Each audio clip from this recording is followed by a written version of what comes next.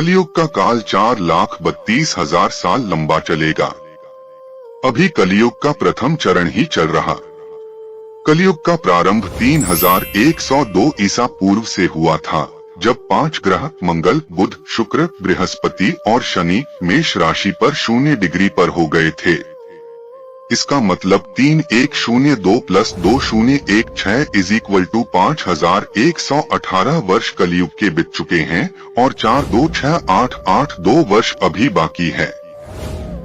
मनुष्य की औसत आयु 20 वर्ष ही रह जाएगी। 5 वर्ष की उम्र में स्त्री गर्भवती हो जाया करेगी। 16 वर्ष में लोग वृद्ध हो जाएंगे और 20 वर्ष में मृत्यु को प्राप्त हो जाएंगे।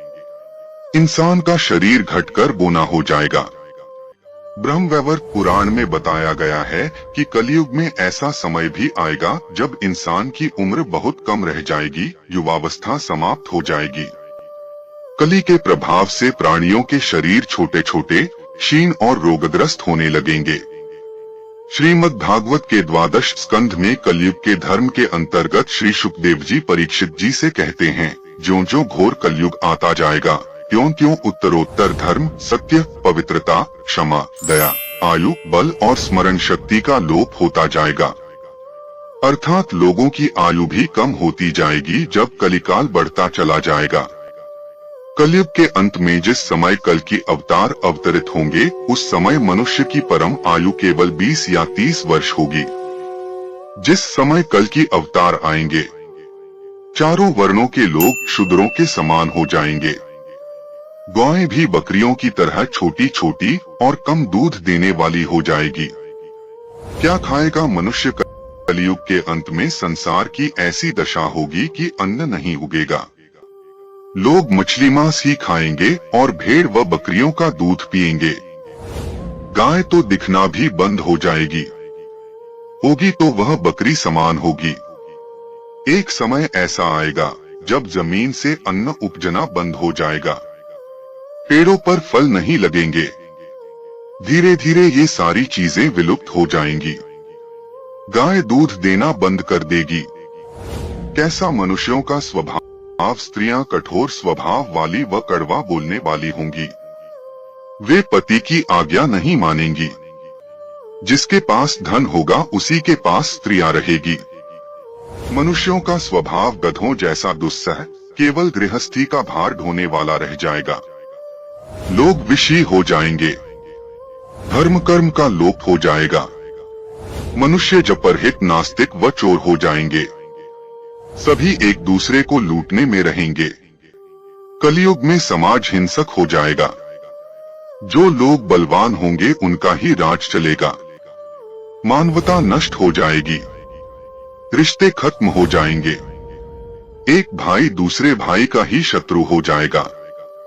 जुआ, शराब, परस्त्रीगमन और हिंसा ही धर्म होगा।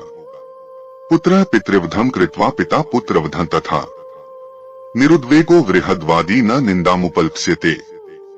म्लेच्छीभूतं जगत् सर्व भविष्यति न संशयः। हस्तो हस्तं परिमुषेद युगान्ते समुपस्थिते। पुत्र पिता का और पिता पुत्र का वध करके भी उद्विग्न नहीं होंगे। अपनी प्रशंसा के लिए लोग बड़ी बड़ी बातें बनाएंगे, किंतु समाज में उनकी निंदा नहीं होगी। उस समय सारा जगत म्लेच्छ हो जाएगा। कलयुग में लोग शास्त्रों से विमुख हो जाएंगे। अनैतिक साहित्य ही लोगों की पसंद हो जाएगा। बुरी बातें और बुरे शब्दों का ही व्यवहार किया जाएगा। स्त्री और पुरुष दोनों ही अधर्मी हो जाएंगी। स्त्रियां पतिव्रत धर्म का पालन करना बंद कर देगी और पुरुष भी ऐसा ही करेंगे। स्त्री और पुरुषों से संबंधित सभी वैदिक नियम विलुप्त हो जाएंगे। कलयुग के अंत में होगी प्रलय। श्रीमद् भागवत के 12 स्कंध में कलयुग के धर्म के अंतर्गत श्री सुखदेव जी परीक्षित जी से कहते हैं, ज्यों-ज्यों घोर कलयुग आता जाएगा, त्यों-त्यों उत्तरोत्तर धर्म, सत्य, पवित्रता, क्षमा, दया, आयु, बल और स्मरण शक्ति का लोप होता जाएगा। अर्थात लोगों की आयु भी कम होती जाएगी जब कलिकाल बढ़ता चला जाएगा। बहुत काल तक सूखा रहने के बाद कलयुग में अंतिम समय में बहुत मोटी धारा से लगातार वर्षा होगी, जिससे चारों ओर पानी ही पानी हो जाएगा। समस्त पृथ्वी पर जल हो जाएगा और प्राणियों का अंत हो जाएगा। इसके बाद एक साथ 12 सूर्य उदय होंगे और उनके तेज से पृथ्वी सूख जाएगी। कलयुग के अंत में भयंकर तूफान और भूकंप ही चला करेंगे। लोग मकानों में नहीं रहेंगे, लोग गड्ढे खोदकर रहेंगे। धरती का 3 हाथ अंश अर्थात लगभग 4.5 फुट नीचे तक धरती का उपजाऊ अंश नष्ट हो जाएगा। भूकंप आया करेंगे।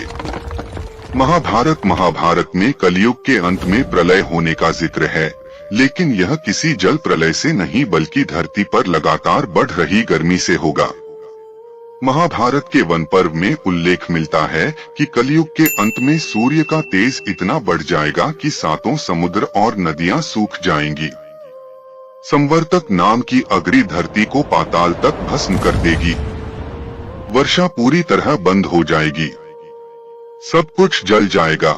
इसके बाद फिर 12 वर्षों तक लगातार बारिश होगी, जिससे सारी धरती जलमग्न हो जाएगी। जल में फिर से जीव उत्पत्ति की शुरुआत होगी।